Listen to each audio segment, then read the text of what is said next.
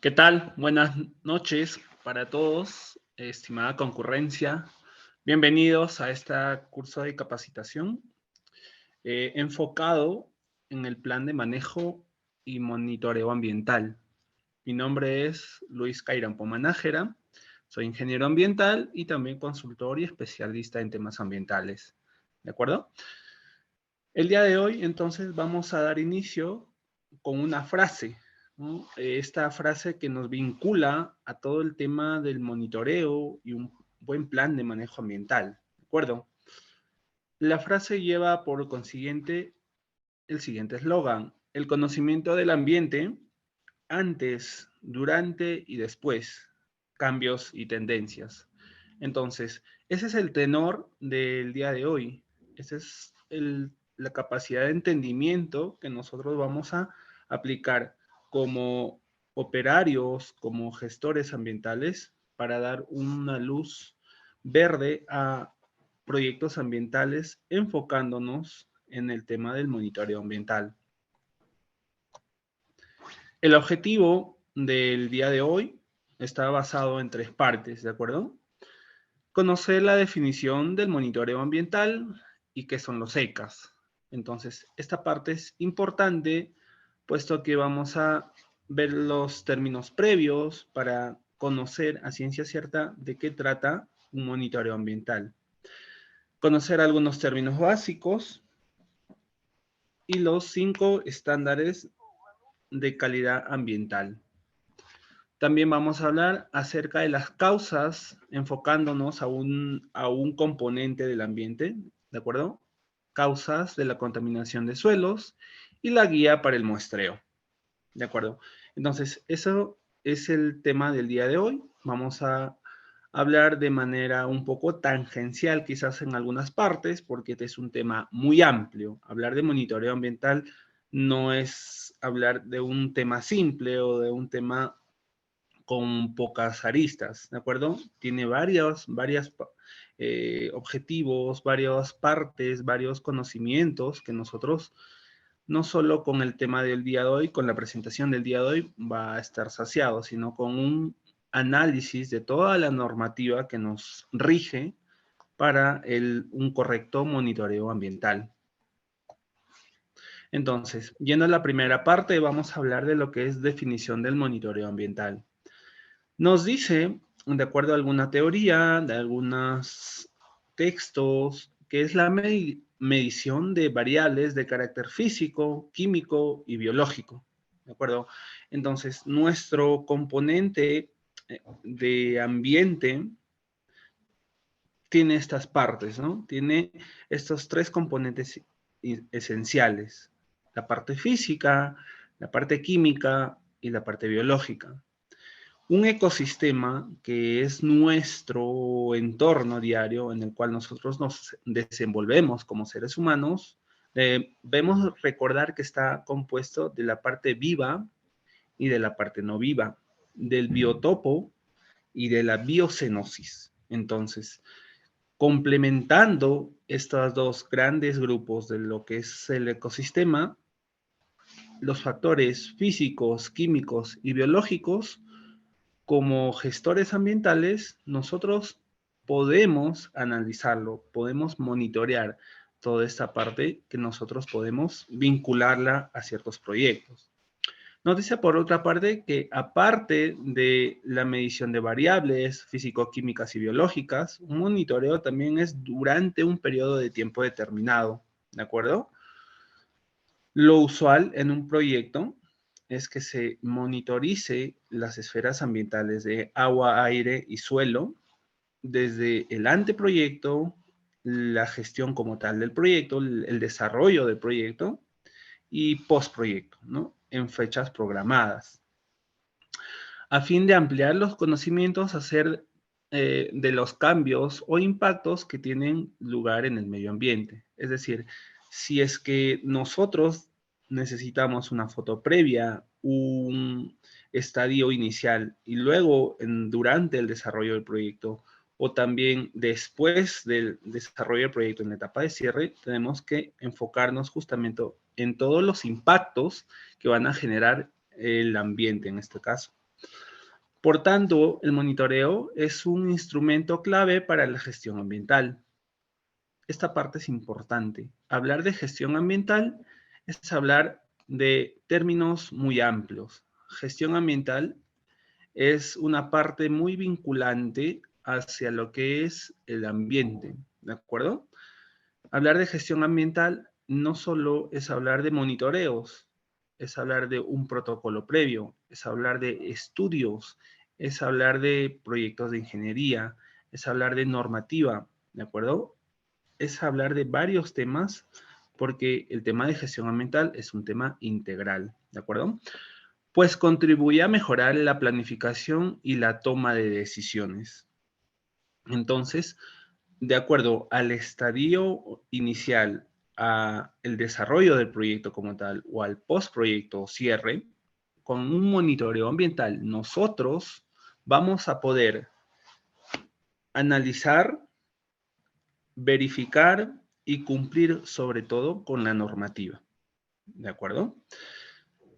En pantalla tenemos, por ejemplo, un cuerpo receptor. Un cuerpo receptor, en este caso, el suelo, ¿no? El suelo, muchos lo consideran como un ecosistema, porque dentro de él vamos a encontrar agua, aire, vamos a encontrar la parte textural que se subdescompone en arena, limo, arcilla. Vamos a encontrar microfauna, macrofauna. Vamos a encontrar, como hace un momento les dije, agua impregnada en todos los poros. Esto hace las veces de la humedad. Vamos a encontrar el pH, compuestos orgánicos o inorgánicos que proceden de las actividades antropogénicas, es decir, de los humanos. ¿De acuerdo? Entonces, muchos lo consideran al suelo como un ecosistema, ¿no? Este ecosistema cambiante, porque nosotros con nuestras actividades agrícolas, urbanas, industriales, de salud o quizás de recreación, vamos a modificar un entorno. Entonces le vamos a dar un uso a este cuerpo receptor. ¿De acuerdo? ¿Qué es ECA? ¿No? Muchas veces también hemos escuchado este término, ECA. Se llama en el Perú al menos, ¿de acuerdo? ECA se habla cuando nosotros vinculamos ese término, ¿no?, a los estándares de calidad ambiental. Ese es el significado de un ECA, ¿no? Es un instrumento de gestión ambiental. Y otra vez aparece este término importante, ¿ves? La gestión ambiental, que establece para medir el estado de la calidad del ambiente en el territorio nacional, es decir, los estándares de calidad ambiental de agua, aire, suelo, ruido o radiaciones no ionizantes, las 5 principales que vamos a ver dentro de un momento, son propias para el entorno peruano, para el país del Perú. Sin embargo, pueden haber otros estándares para otros países, por ejemplo, para Chile, para Colombia. Ellos manejan sus propios instrumentos de gestión ambiental, en este caso, ECAS, que se establece para medir el estado, nos dice, ¿no?, la calidad del ambiente de un territorio nacional. Entonces es importante tener en cuenta estos parámetros.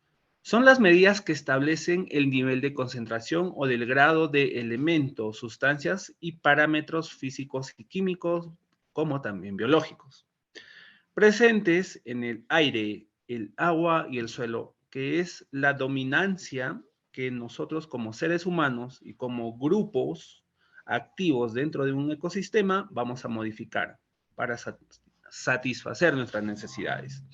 ¿De acuerdo? En su condición de cuerpo receptor. Cuerpo receptor, entonces, porque dentro del aire nosotros podemos emitir como seres humanos, ¿de acuerdo?, emisiones como resultado de nuestras actividades industriales, por ejemplo, emisiones de CO2, de óxidos de nitrosos, compuestos fluorocarbonados, los famosos CFCs.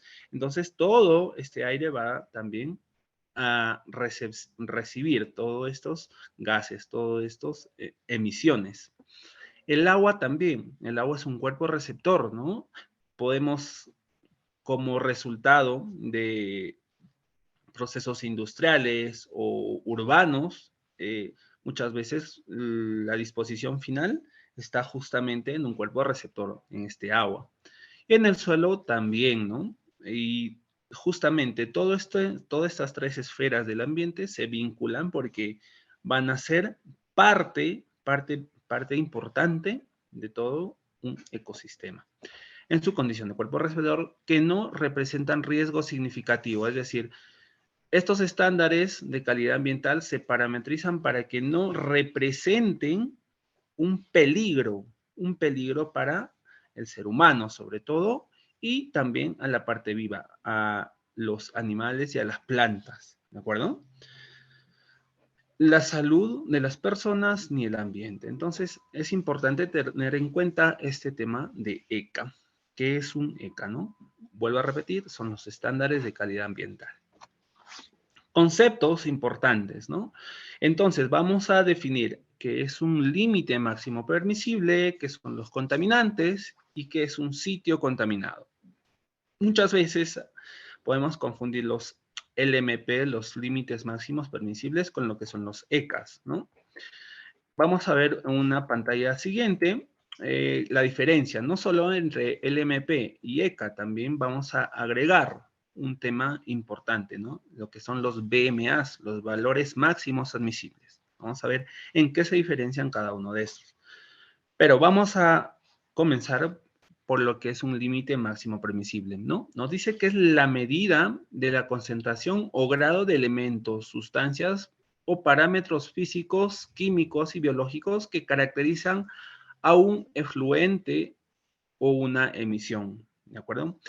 Que al ser excedida puede causar daños a la salud, al bienestar humano y al ambiente. Entonces, estos límites, estos parámetros se han dado para que justamente, no cause un perjuicio al ser humano y tampoco al ambiente.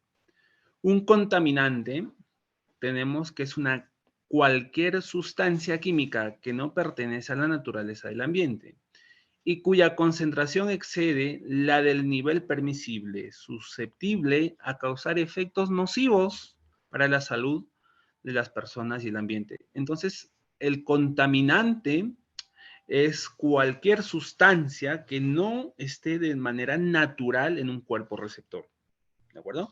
Por ejemplo, compuestos químicos, grasas, como resultado del uso de hidrocarburos, muchas veces se emite al suelo, se bota al suelo, se bota también a un cuerpo receptor como el agua, cuerpos de agua. Entonces, estos elementos que no están de forma natural en el ambiente, lo consideramos como contaminante.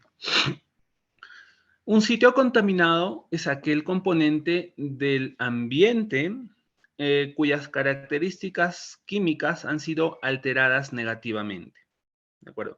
¿Qué quiere decir esta parte? Que nosotros como humanos activos dentro de un ecosistema, vamos a muchas veces contaminar el ambiente que tenemos, ¿no? Entonces, vamos a contaminarlo de tal grado, de tal manera que las características químicas han sido alteradas. Es decir, la composición de este cuerpo receptor, de agua, de aire o de suelo, ¿de acuerdo?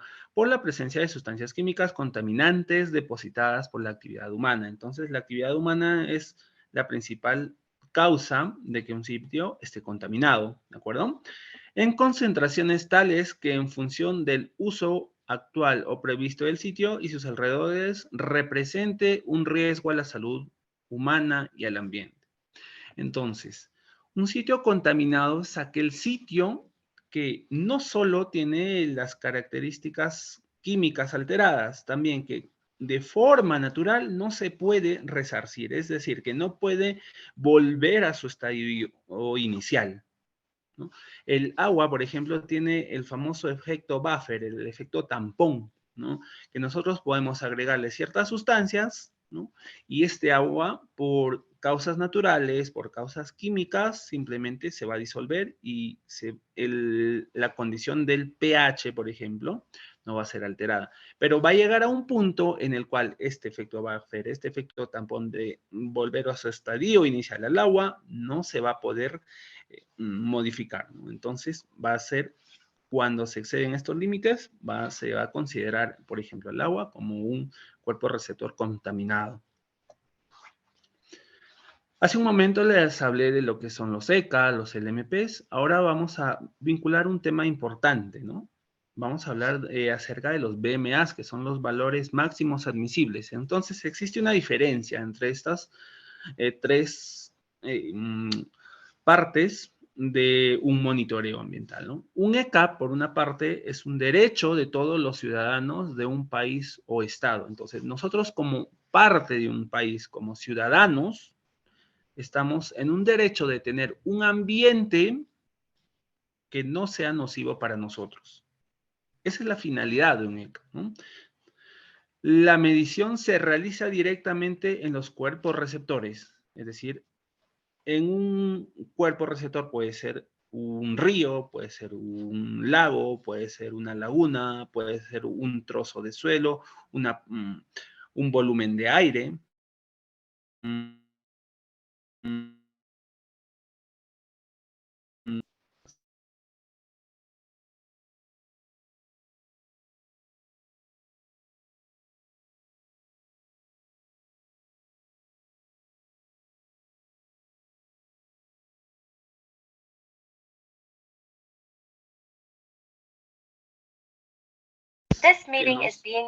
Que nos permitan justamente generar esta parte. Se da en los puntos de emisión y vertimiento de las fábricas, instituciones, viviendas o etcétera. Los valores máximos admisibles son las concentraciones de elementos, sustancias, parámetros físicos o químicos. Y acá hay una Ingeniero, parte. Sí. ¿no se le ve el PPT? A ver, voy a compartir la pantalla otra vez, ¿ya? Ya, ingeniero, está bien.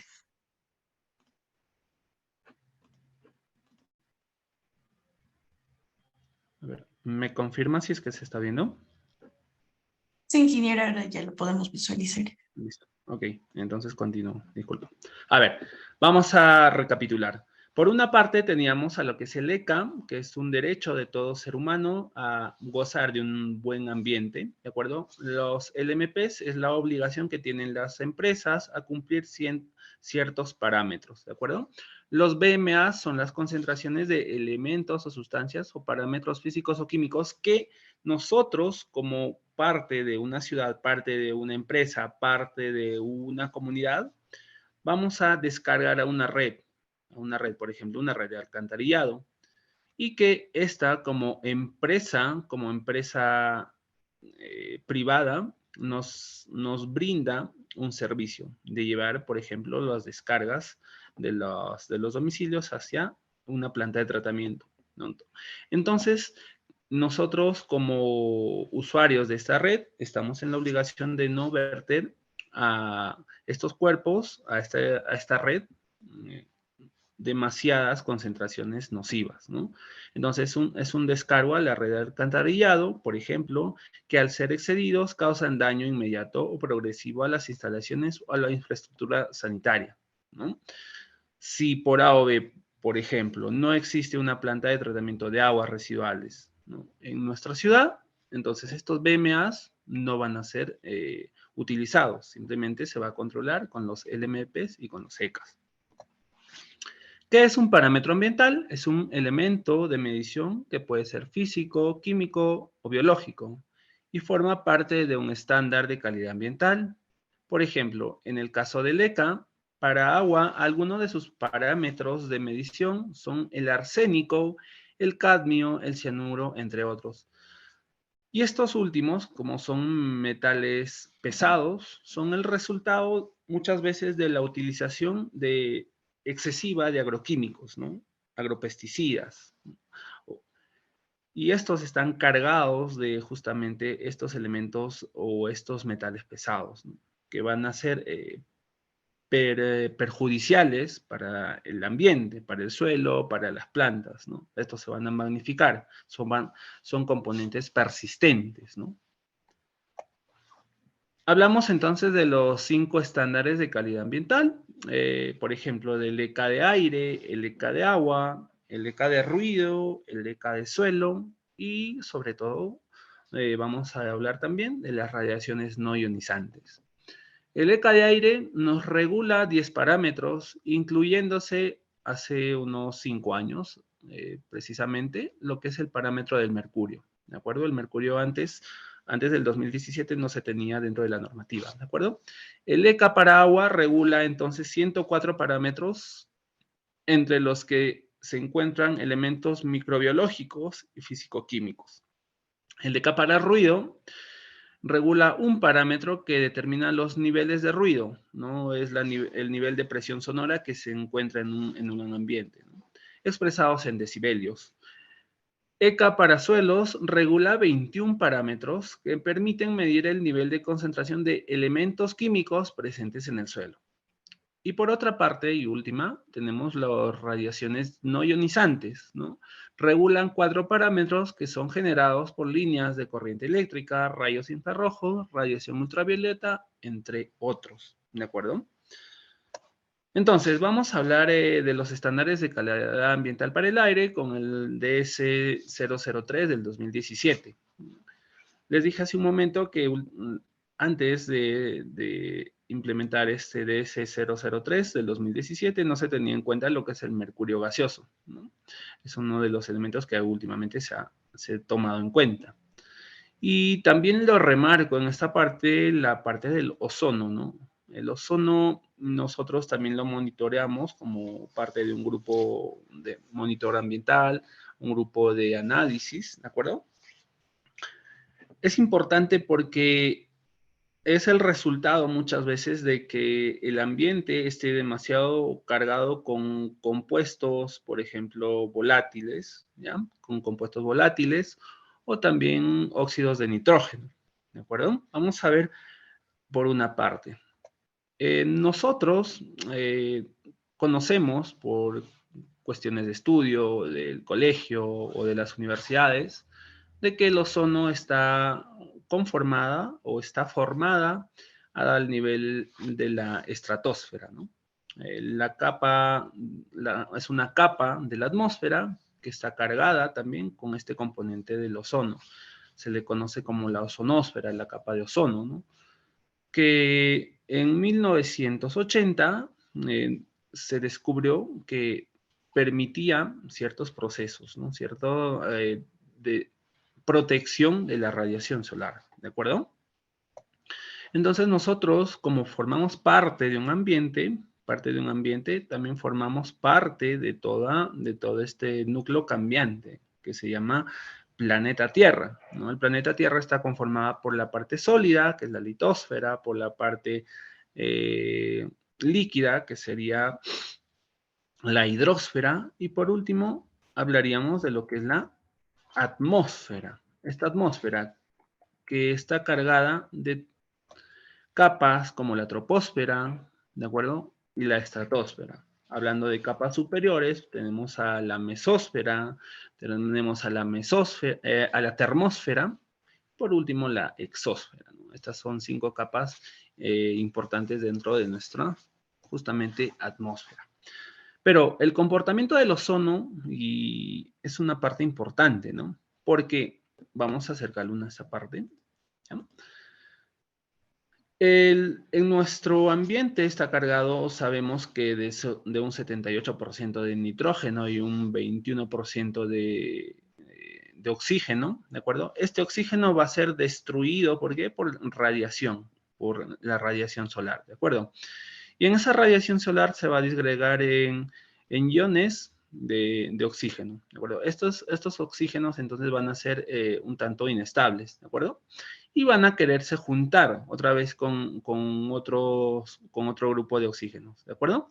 En esa destrucción de la radiación al oxígeno es que se va a formar el ozono. Pero este es el ozono estratosférico, ¿no? Este es el ozono que está en la estratosfera de forma natural, ¿de acuerdo?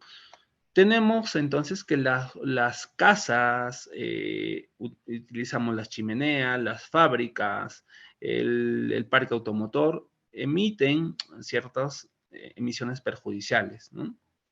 Por ejemplo, óxidos de nitrógeno, compuestos volátiles como el CO2, ¿ya? Estos se van a hacer las veces que van a transformar entonces el entorno en el cual se va a estar desarrollando, denominado como la troposfera. Entonces, la luz solar que permite o que viaja, que supera esta capa de la estratosfera, ¿de acuerdo? Va a chocar entonces con los componentes de óxido de nitrógeno, por ejemplo, o los compuestos volátiles, ¿de acuerdo? En ese choque es que se va a juntar con las emisiones, ¿no? Que se van a juntar de la misma manera que ocurre en la estratosfera, se va a juntar con el oxígeno que está presente a nivel de la troposfera, se va a juntar estos iones de oxígeno, se van a juntar, entonces es lo que se va a formar el ozono, de forma ya no natural, sino por actividad humana, por las emisiones, es que se está formando entonces. Y este ozono es perjudicial ya para nosotros, para la salud, para las vías respiratorias, muchas veces existe enrojecimiento de la piel por un exceso de componente de ozono. ¿Justamente por qué? Por las emisiones, por los compuestos orgánicos volátiles o los óxidos de nitrógeno que como resultado de actividades humanas se emiten a la troposfera, ¿no? Y es importante entonces por eso monitorear justamente dentro de lo que son los estándares de calidad ambiental para el aire. Listo. La parte es importante. Ahora hablaremos de lo que son los estándares de calidad ambiental para el agua, ¿no? De acuerdo al Decreto Supremo 004 del 2017.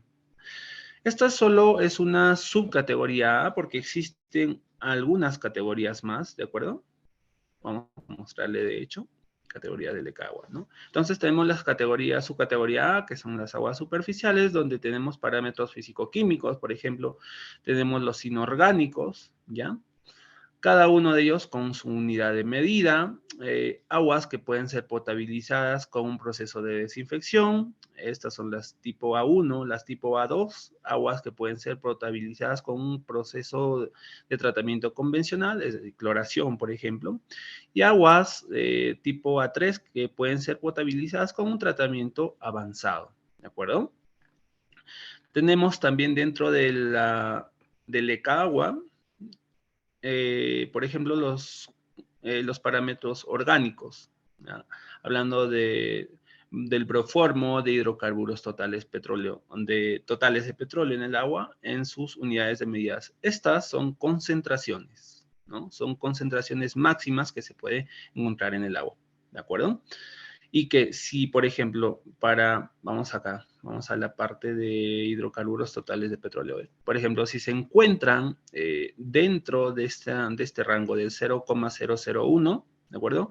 Miligramos sobre litro, se puede catalogar como un agua tipo 1 que pueden ser potabilizadas con procesos de desinfección, ¿de acuerdo? El agua tipo 2, si es que excede, ¿no? Es mayor a 0,2, se necesita ya otro proceso, ¿no? Vinculado a lo que son los aguas que pueden ser potabilizadas con tratamiento avanzado, ya si es que ya es más de uno. Si es que está con un rango menor a 0,2, son aguas que pueden ser potabilizadas con tratamiento convencional, son tipo A1. Y si son tipo A1, tipo A2, si son tipo A1, son aguas que pueden ser potabilizadas con procesos de desinfección simples. Igual tenemos ciertos parámetros que en un monitoreo ambiental se analizan, ¿de acuerdo? Tenemos entonces la subcategoría B, que son aguas superficiales destinadas para recreación, ¿no? Estos deben contener, por ejemplo, cianuro libre en menores cantidades a 0,002, ¿ya? Estos son miligramos por litro. Y, por ejemplo, si es que es de contacto secundario, ¿de acuerdo? No permite la presencia de aceites y grasas, ¿no? Si es para contacto primario, ausencia de película visible, es decir, que no debe haber una película de aceites y grasas, por ejemplo. Parámetros microbiológicos, coliformes totales, Giardia deudalis, salmonelas, vidrios cholerae. Entonces, estos parámetros nos da también el EK de agua. Tenemos también la categoría 2, que hace referencia a lo que es la extracción, cultivo y otras actividades marino-costeras, ¿de acuerdo? También viendo los parámetros orgánicos, los organolépticos, es decir, los parámetros de olor y sabor del agua, por ejemplo, y los microbiológicos. Tenemos la tabla en la que nos expresa el pH al cual debe estar concentrado los tipos de agua, ¿de acuerdo? Y los parámetros que se necesitan monitorizar cuando se habla de una categoría 3, que es el riego de vegetales y de bebidas de animales, por ejemplo. ¿Qué hablamos ahora acerca del ECA para el suelo, ¿no? De acuerdo al Decreto Supremo 0011 del 2017, nos dice que contienen ciertos parámetros orgánicos, por ejemplo, del benceno, del tolueno, del etilbenceno, de los silenos, del naftaleno, hablando del que son hidrocarburos aromáticos volátiles, ¿no? Cada uno de ellos de acuerdo al tipo de uso del suelo, por ejemplo, uso agrícola, uso de residencial o parques, un suelo comercial industrial extractivo, y los métodos que en la norma nos especifica el método de ensayo que se necesita utilizar. Por ejemplo, el EPA 8260, que contiene ciertos protocolos, ciertos envases que nosotros necesitamos utilizar y cierta indumentaria sobre todo. El ECA para ruido, claro, ¿ya? El ECA para ruido, estamos hablando ahora de los estándares de calidad ambiental para ruido, claro, de acerca de del expresado dentro de la norma 0885 del 2003, que nos dice, que nos da unos valores dependiendo de la zona. Entonces, ¿en qué se basa el ECA ruido? En la zona en la cual se va a hacer el monitoreo ambiental, ¿de acuerdo? Los planes de desarrollo urbano entonces tienen especificado a qué se dedica cierta parte de una población, cierto sector de un distrito, de una provincia, si se quiere hacer un monitoreo, ¿no? Y nos da un tiempo de monitoreo, ¿no? Nos da en el tiempo diurno, es decir, en el día, un horario nocturno. Si son, por ejemplo, para zonas de protección especial, es decir, centros de salud, zonas de colegios, por ejemplo, ¿de acuerdo? Entonces, los monitoreos en cuanto al horario diurno no deben exceder los 50 LAEQT. ¿Qué significa esto? Nivel de presión sonora continua, ¿de acuerdo? Para la zona de protección especial, en cuanto al horario nocturno, no debe exceder los 40 decibelios, ¿no? En cuanto a la zona de residencial, se habla entonces del 60 decibelios, en 50 del horario nocturno, ¿de acuerdo? La zona comercial, en el horario diurno de 70, el horario nocturno de 60, y en la zona industrial sí se permiten unos valores más elevados, ¿no? Entre 80 y 70, en el caso del horario nocturno, ¿de acuerdo? Siempre, si es que ustedes se dan cuenta que en el horario nocturno disminuye la permisibilidad en cuanto al ECA de ruido. ¿Qué nos dice acerca de las radiaciones no ionizantes? Son los estándares nacionales de calidad ambiental para radiaciones no ionizantes, que está en el DS 010 del 2005, ¿de acuerdo? ¿Qué nos dice? Que nos da un rango de frecuencias, la intensidad de campo eléctrico, la intensidad de campo magnético, densidad de flujo magnético, densidad de potencia, esto con sus principales aplicaciones, ¿de acuerdo? Entonces nos dan las radiaciones de acuerdo a unos rangos, de acuerdo hasta 1 Hz, de 1,8 Hz, por ejemplo, yendo hasta los 2, hasta los 300 GHz, ya no Hz, sino GHz, ¿de acuerdo? Entonces la intensidad de campo eléctrico, voltios sobre metro, por ejemplo, para un Hz no se toma en cuenta, ¿de acuerdo? Pero sí se toma en cuenta el campo eléctrico del amperio sobre metro, ¿no? De 3,2 por 10 a la cuarta, ¿no? Los microteslas, por ejemplo, de densidad de flujo magnético, se habla para 1 Hz de 4,10 a la cuarta, pero no se toma en cuenta, por ejemplo, la densidad de potencia eléctrica. Lo que en el resto sí se toma en cuenta, si se dan cuenta, hablando de la densidad de flujo magnético, de la intensidad de campo magnético. Sin embargo, para de 1 a 8 hasta de 1 a 10 no se toma en cuenta lo que es la densidad de potencia. ¿De acuerdo? Entonces, de acuerdo a la ONU, nosotros debemos de entender cuáles son las causas de contaminación de suelos y tierra, por ejemplo. Vamos a enfocarnos, por ejemplo, en un monitoreo de suelo. ¿De acuerdo? Para la ONU, y de acuerdo a los estudios que ellos han presentado, un cuerpo receptor como el suelo, la principal parte de contaminación se enfoca a las prácticas agrícolas deficientes. Es decir, con el uso excesivo de lo que tenemos en pantalla, ¿ve? Por ejemplo, el uso de pesticidas, agropesticidas, herbicidas, todos estos componentes son persistentes en el medio ambiente, ¿de acuerdo? Lo va a hacer, sí, quizás más productivo al suelo, pero también le va a degradar. La calidad de los alimentos ya no van a ser lo suficientemente buenas, ¿de acuerdo? También va a disminuir su capacidad de producción en cuanto a nutrientes. Estos suelos entonces se van a acostumbrar, por así decirlo, a utilizar constantemente los productos agrícolas, ¿de acuerdo? La gestión inadecuada de desechos sólidos. Entonces, muchas veces, como parte de una sociedad, hemos quizás botado hacia el suelo, hacia un botadero informal, ¿no? Nuestros desechos de las casas, ¿no? Y esto a la larga perjudica al suelo, ¿de acuerdo? Porque todos estos desechos de las casas son diversos, no es que solo de un tipo, ¿no? Muchas veces botamos desechos orgánicos, electrónicos, papeles, por ahí cemento, X cosas que pueden salir de la casa, ¿no? Y quizás alguna empresa no se encarga del adecuado manejo de estos residuos. Entonces, se convierte esto en un perjuicio para el ambiente. Almacenamiento inseguro de residuos químicos y nucleares peligrosos. Ahí está. Entonces, cuando se quiere dar una disposición final a estos desechos, como son productos químicos, nucleares, ¿de acuerdo? Necesita de un relleno de seguridad, un relleno controlado. Entonces, si no se tiene un adecuado criterio técnico para albergar a estos desechos, nosotros entonces no vamos a resarcir al suelo de manera correcta, ¿de acuerdo?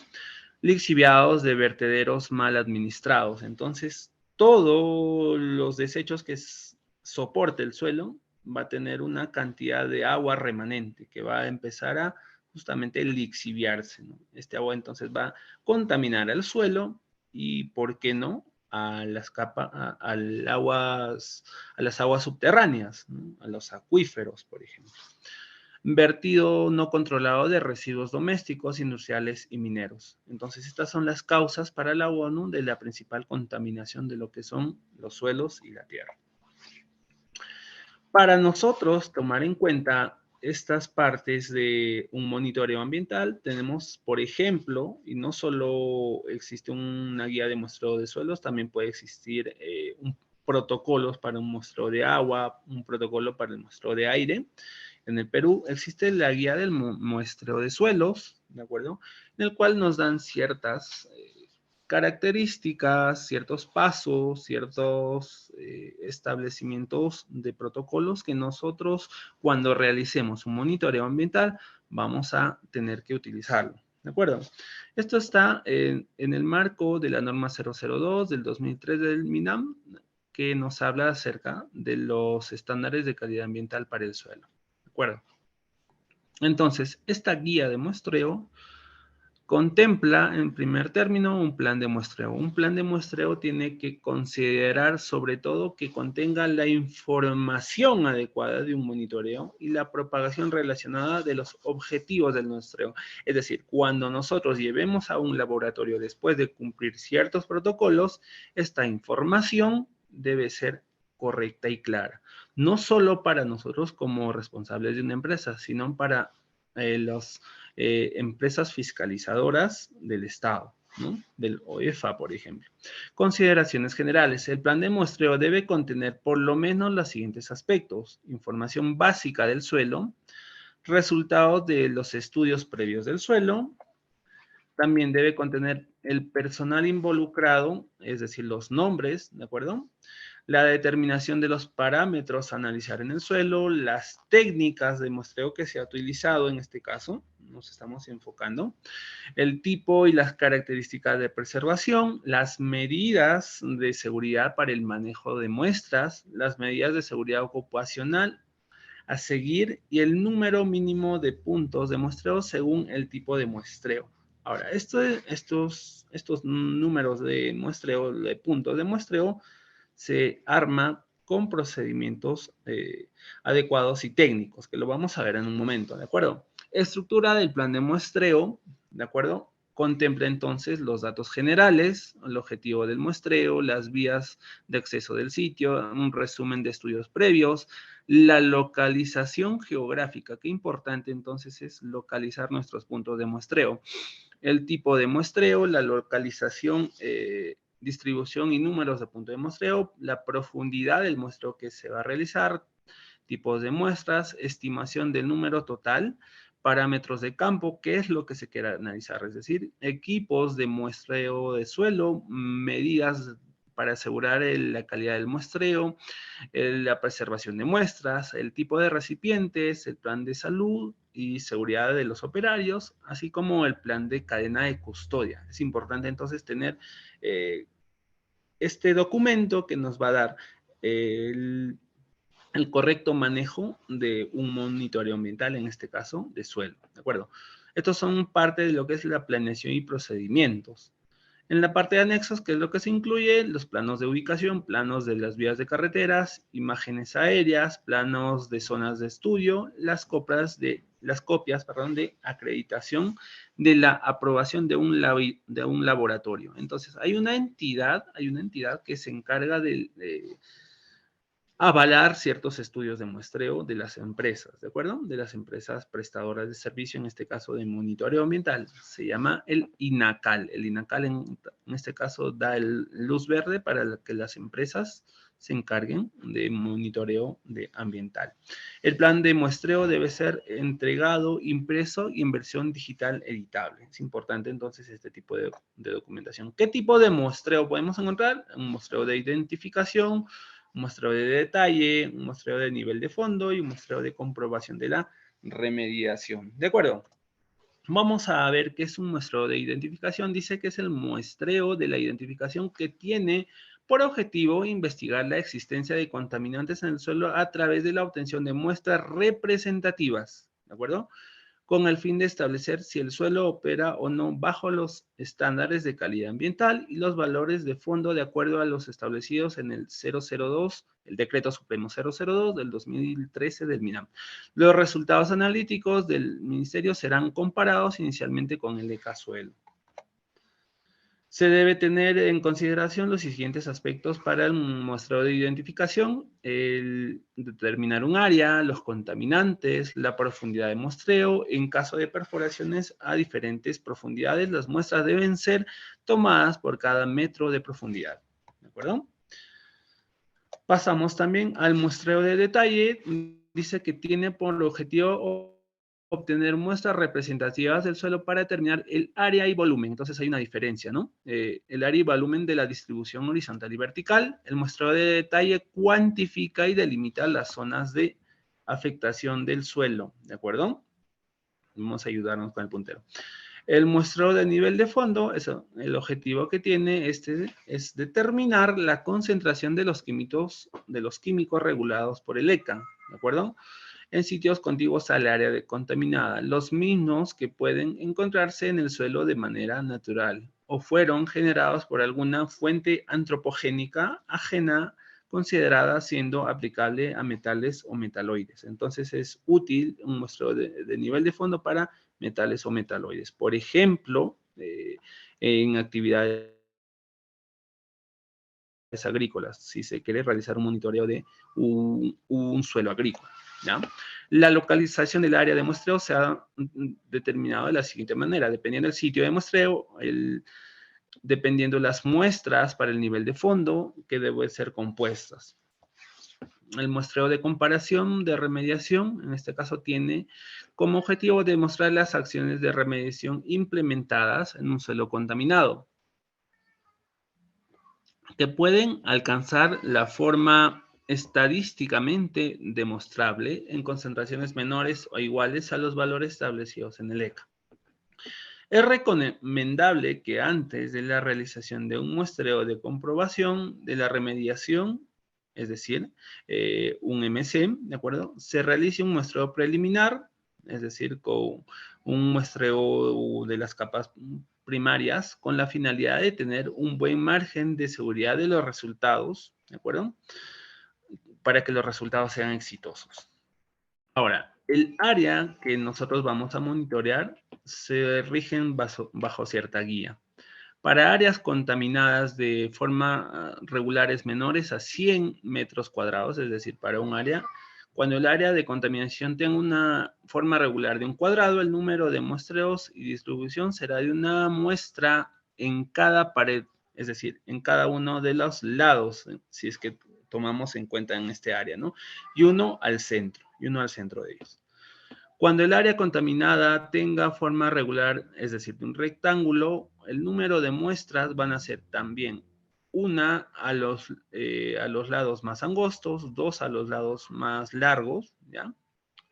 Y dos al centro del área, ¿de acuerdo? Es decir, para áreas menores a 100 metros cuadrados y con un área con un parecido a un cuadrado, se toman 5 muestras. Eso es lo que nos dice la guía.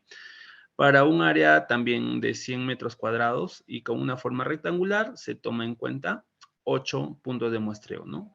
Como vemos en imágenes. Para formas irregulares que estén entre 100 metros cuadrados y 500 metros cuadrados, entonces nos dice que el número de muestras y distribución será de una muestra por cada 15 o 20 metros. Cada 15, 20 metros alrededor del perímetro, ¿de acuerdo? En el perímetro de nuestra área. Y dos dentro del área, ¿de acuerdo? Entonces a los perímetros cada 15 o 20 metros y dos dentro con una separación, nos dicen, de 1000 metros cuadrados. Para áreas de contaminación regular de entre 1000 metros cuadrados hasta 999 9.999 metros cuadrados, el número de muestras y distribución será desde unos 775 a 100 metros lineales. Para áreas de contaminación de forma regular de 10.000 metros cuadrados a 150.000 metros cuadrados, el número de muestras de distribución será con la siguiente fórmula, ¿no? Con NPM. ¿Qué significa NPM? El número de puntos de muestreo, ¿de acuerdo? Con superficie en hectáreas, ¿de acuerdo? De acuerdo a la fórmula, ¿de acuerdo? El número de hectárea y de aquí vamos a sacar el número de puntos de muestreo.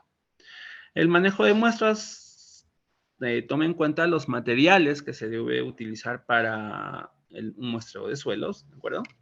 Los materiales para guardar y transportar. Estos guardan entonces las características iniciales del suelo. Eso es de lo que se trata, ¿no? De no perjudicar o no contaminar el suelo. Es decir, si es que tenemos una muestra, un correcto manejo en cuanto al manejo de muestras nos permite tener un mayor éxito en el análisis. Debe evitarse en lo posible el uso de agentes químicos para conservar las muestras, ¿no? Para su conservación es conveniente mantenerlas en lugares frescos, de 4 a 6 grados Celsius, para mantener sobre todo la cadena de calor, ¿no? La cadena de calor. Cuando se traben con compuestos orgánicos volátiles, con COBs o elementos volátiles, no es recomendable la toma de muestras de suelos por tratarse debido a las pérdidas y subestimaciones. Entonces tenemos la tabla número 4 que nos habla de los recipientes que se debe utilizar, por ejemplo, para compuestos orgánicos volátiles dentro del suelo que se quiera analizar con COBs, con BTEX, con hidrocarburos de fracción ligera, media, pesada, tenemos nosotros que utilizar entonces un frasco de vidrio de boca ancha con una temperatura de preservación de máximo unos 4 grados Celsius, o es decir, en este rango no debe exceder más ni mucho menos de esto, ¿de acuerdo? Un tiempo máximo de conservación de 14 días, es decir, que nosotros tenemos ese tiempo máximo para llevar al laboratorio de análisis, ¿no? Por lo general se llevan a las 24 o 48 horas, ¿no? Metales pesados y metaloides, tenemos bolsas de polietileno densa que van a ser el tipo de recipiente sin restricciones en cuanto a temperatura o tiempo máximo de conservación. En cuanto, si es que queremos analizar mercurio, el frasco de vidrio con tapa de teflón que asegure la integridad de las muestras. La temperatura debe estar igual de unos 4 grados Celsius y también máximo de 14 días. Si analizamos PCBs, necesitamos entonces viales de vidrio de cierres de teflón. Y si analizamos pH, viales de vidrio con cierres de teflón también. Igual con 4 grados de temperatura máxima, ¿de acuerdo? Y un tiempo máximo de conservación de 14 días. El etiquetado, entonces, es importante aquí que se realice con una tinta indeleble, ¿no? Muchas veces se etiqueta el contenedor de la muestra, ¿de acuerdo? Con tinta que se puede, en ambientes con humedad, se puede empezar a desteñir o se puede empezar a borrar, ¿no? Entonces, una tinta indeleble nos ayuda a conservar los datos. Una ficha de muestreo es un documento que recoge la información levantada en campo, ¿no? Entonces, tenemos las fichas dentro de la guía que le estamos presentando en el anexo número 2, denominado ficha de muestreo de suelo, en el cual se incluye, vamos a acercar un poco, ¿de acuerdo? Los datos generales, puntos de muestreo, es decir, con sus coordenadas, el nombre del punto de muestreo, le podemos poner un nombre, ¿de acuerdo? También se incluyen los datos de muestras, entonces todo esto está establecido en la guía de suelo.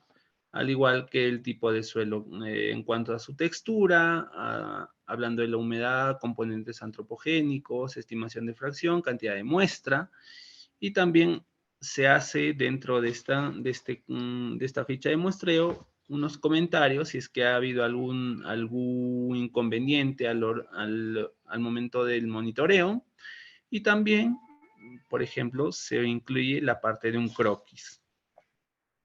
La cadena de custodia también es importante porque es un documento en la que nosotros vamos a plasmar el número de las hojas de custodia, el nombre de la empresa, los datos, la fecha y la hora de muestreo, las claves de la muestra, el nombre del laboratorio, los análisis o determinación requerida, el número de envases, observaciones y las identificaciones de las personas que lo entregan. Esta cadena de custodia, por lo general, te lo entrega el laboratorio con el cual estás trabajando, ¿no? El laboratorio de monitoreo y de análisis también. Las condiciones de seguridad de las muestras, entonces se consideran los pretratamientos in situ de las muestras según determinadas operaciones requeridas, por ejemplo, de un filtrado de adición de reactivos.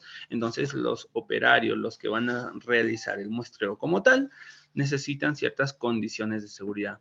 El traslado de la muestra deberá ser realizado con cuidados requeridos para evitar su deterioro. Las muestras que requieran temperatura y condiciones de almacenamiento especial deben ser transportadas en contenedores adecuados. El traslado de las muestras al laboratorio debe hacerse dentro de los plazos recomendados, y también no se deben analizar muestras, ¿de acuerdo?, que hayan sido violadas. ¿Qué quiere decir violadas? Que si por A o B se ha destapado y se ha derramado, esta muestra, ya esta muestra no vale. Tenemos que realizar una nueva muestra o un nuevo monitoreo, ¿de acuerdo? Medidas de seguridad de las ocupaciones durante el muestreo. Entonces, el levantamiento de información y muestras de un emplazamiento contaminado debe considerar los aspectos relacionados con el riesgo a la salud y a la seguridad. Es decir, se debe a las personas operarias darles los equipos de protección personal, tales como guantes, cascos o botas de seguridad. No solo para, en este caso, el muestreo de suelo, también igual para el muestreo de agua, por el muestreo de aire. Y dependiendo de la zona en la cual están, por ejemplo, si es que es una zona demasiado húmeda, con demasiado barro, demasiadas condiciones no favorables para un correcto muestreo, entonces los operarios, los técnicos que realicen el muestreo deben tener la indumentaria respectiva. Entonces, no solo existen, como les dije hace un momento, un protocolo para el monitoreo de suelo. También podemos encontrar dentro de la normativa un protocolo nacional para el monitoreo de la calidad de agua, por ejemplo, de los recursos hídricos superficiales, ¿no? Esta es una resolución jefatural del ANA emitida en el 2016 con un número 010. También podemos encontrar el Protocolo Nacional de Monitoreo de la Calidad Ambiental del Aire. Y bien, estimada concurrencia, estimados estudiantes interesados en lo que es el monitoreo ambiental, esto ha sido todo por el día de hoy. Espero que haya sido de su interés el tema de monitoreo ambiental. Es una parte importante cuando se habla de unas evaluaciones de impacto ambiental, de instrumentos de gestión ambiental. Entonces, esta parte es importante tener en cuenta, ¿no? Eso es todo. Muchas gracias y hasta una próxima oportunidad.